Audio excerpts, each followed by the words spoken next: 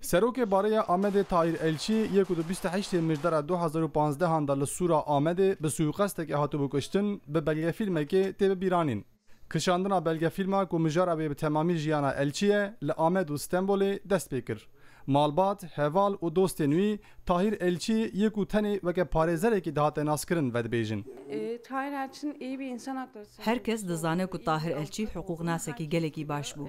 Jibili ve Tahir Elçi hevaleki geleki baş, dost, hevjin, baf u kurtperwereki geleki baş bu. Mejî dil heye ku em aliyê wî insani vebêjin.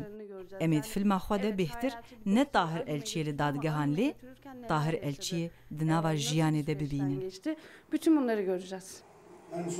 دوی بلگه فیلمی در کجا عالیه در روزنامه‌گران جن و تکشاندن پیواژوی سویقستی جی ج دست پکی حتی داویه ده کلی بکلی وره پیشبری بینران لعالیه دن گرینگی طاهر الچی دواره جواکی سیاسی و حقوقی دجی و که فوکوسا فیلمی هاتیه دیار کرن Belgeselin asıl amacı nasıl Armanca belge filmi ewa ku herkes zanı be bekame keseki çawa wanda kiriye.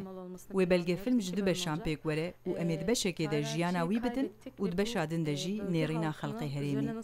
Tahir Elçi li herêmê weke deriyê pêvajoya çareseriyê de hate qebûl kirin û tê bawer kirin ku bi mirina wî re jî ew derî hate girtin.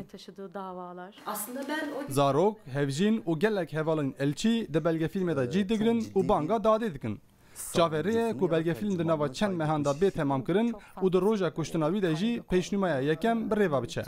Çetin û Babul filmê bi temamî bi derfetên xwe dikêşin û dixwazin piştî belge filmê jî pirtûkekê li ser jiyana Elçî bidin çap kirin. Herkesî Tahir Elçî tenê bi aliyê wî hukukzanî û şopandina dozên jî temê nas dikir. Bi saya vê belge filmê wê reya giştî hayê derve ji jiyana wî ya taybet û têkoşîna wî ya di nava jiyanê da. Rawîn Sterk Rudal, İstanbul.